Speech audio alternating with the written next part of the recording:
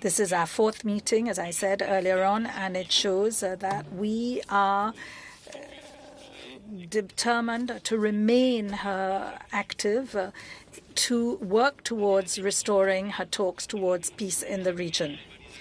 Ever since the agreements on normalizing and reestablishing relations between Israel and many Arab states is positive, and there is a new dynamic which has started as a result of that.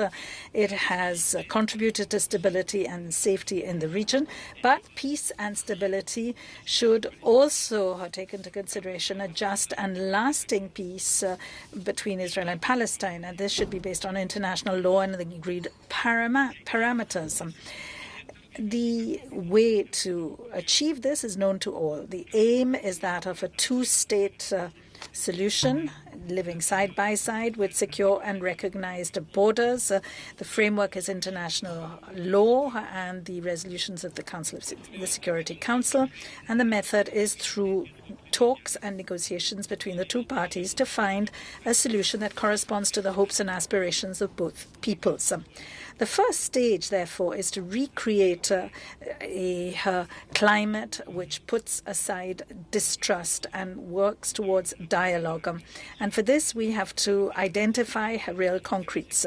In the last few months, there have been some good signs, encouraging movement.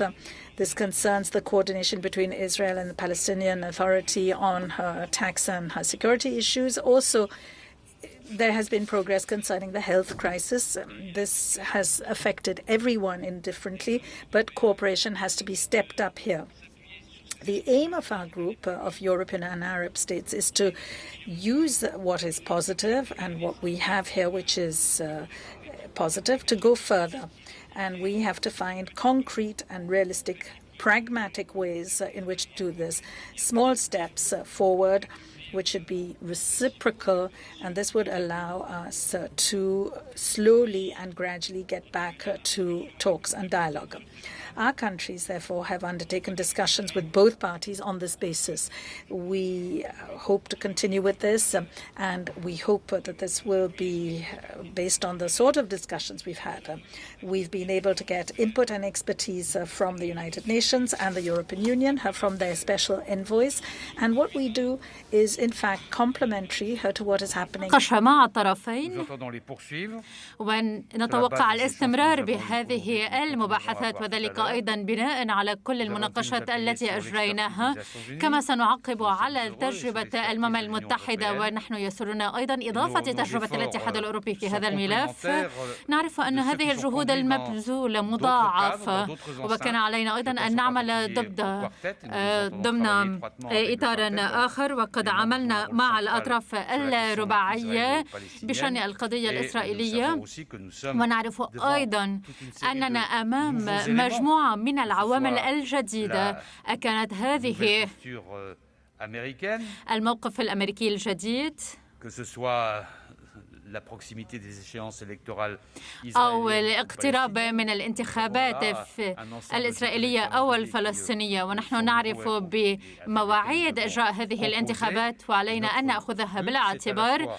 وهدفنا الأساسي كما كان في السابق هو تفادي حدوث أي شغور في العملية المباحثات والحوار، وأعتقد أننا نجحنا في هذه النقطة.